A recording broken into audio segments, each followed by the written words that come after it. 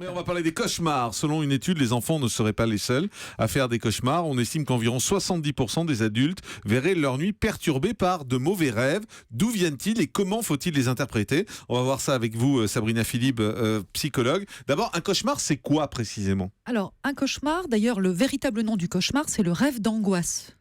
Donc, ça veut dire qu'en fait, on rêve, en effet, mais dans ce rêve, il y a de la peur, de la tristesse ou de l'anxiété, ou les trois à la fois, d'ailleurs. Donc, c'est désagréable, en fait. Donc, c'est quelque chose de désagréable. Voilà. L'idée, c'est que c'est un rêve d'angoisse, justement. Alors, le cauchemar, il va intervenir durant le sommeil profond, ce qu'on appelle sommeil paradoxal, uniquement. Mais lorsque l'on cauchemarde, lorsqu'on rêve, on va être dans un état, on frôle l'état de veille, en réalité. Mais ça intervient la plupart du temps dans ce sommeil très profond que l'on a. Alors, d'où ça vient ce mot cauchemar? Parce que c'est intéressant.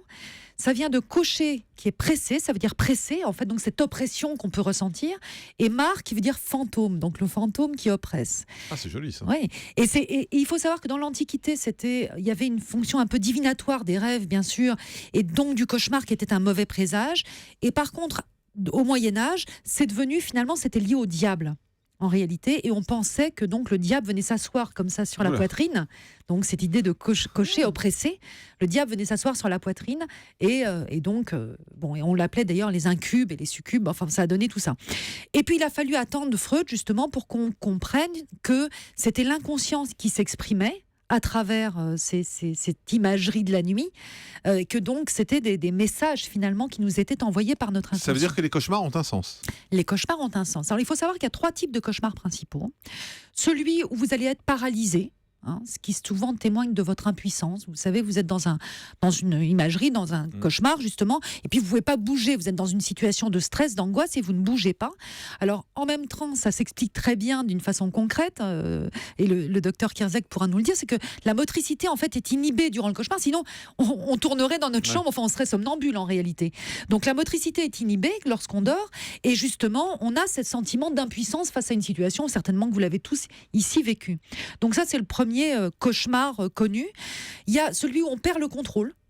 Donc c'est les chutes dans le vide, le fait de se retrouver dans l'eau sans pouvoir d'être débordé par l'eau, ça arrive très souvent. Donc qui témoigne justement de cette perte de contrôle qu'on peut avoir dans notre vie. Et puis parfois des êtres étranges, masqués, qui ont des têtes d'animaux, enfin on le voit très bien. Et c'est souvent, ça témoigne de ce qui est masqué, c'est-à-dire que finalement on est dans une situation où les personnes qui vous entourent ne disent pas réellement la vérité, vous êtes dans une situation qui n'est pas claire. Tiens, si vous avez des cauchemars d'ailleurs, si vous voulez nous Bien en sûr. parler, vous nous appelez au 3921, Sabrina Philippe vous répondra dans un instant. Mais parfois également, il y a un cauchemar qui est très angoissant, c'est quand on rêve de la mort, Oui. la mort de proches.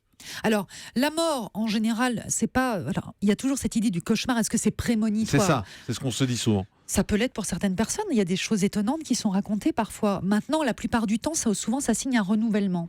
Notamment le fait de rêver de sa propre mort, ça signe un renouvellement. On rentre dans une Mais la phase mort des nouvelle. autres, la mort de ses proches. Et la mort de ses proches, c'est souvent la peur qu'on a de perdre ceux qui nous sont chers. Alors pourquoi? Parce que justement, en fait, à quoi sert le cauchemar? Parce qu'il a une fonction, ce cauchemar. Il a une fonction notamment chez les enfants. C'est pour ça que les enfants font beaucoup plus de cauchemars, parce que ça va leur permettre de digérer leurs émotions.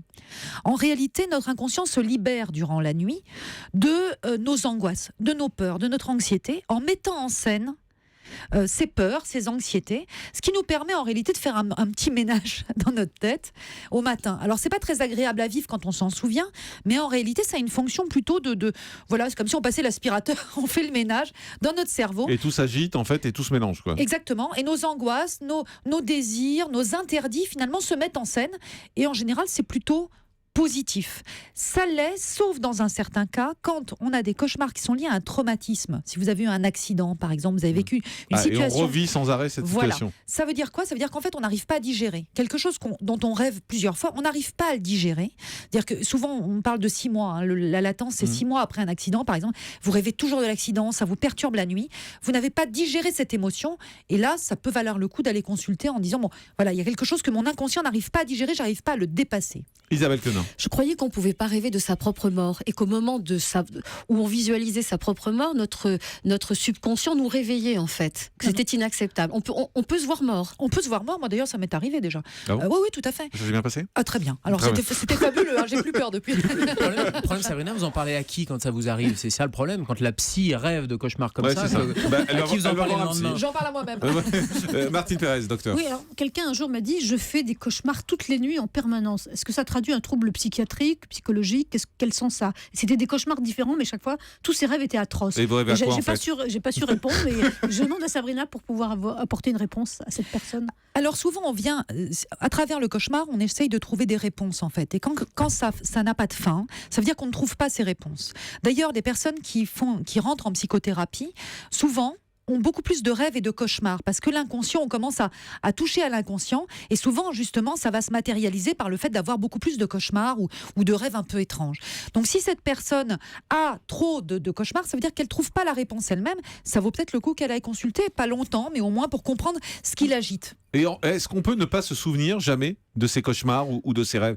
Moi, par exemple, je me souviens jamais. J'ai l'impression de ne pas rêver. On m'a dit que c'était impossible de ne pas rêver, mais je me souviens absolument de rien. Non, vous avez en réalité des rêves et des cauchemars. Vous ne vous en souvenez pas d'ailleurs. Ce dont on se souvient, c'est une toute petite partie en général de tout ce que l'on a rêvé ou cauchemardé. Parce qu'on rêve beaucoup la nuit? On rêve beaucoup, bien sûr.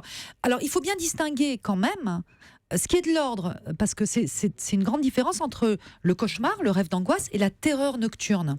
Beaucoup de parents sont inquiets parce que leurs enfants peuvent faire des terreurs nocturnes.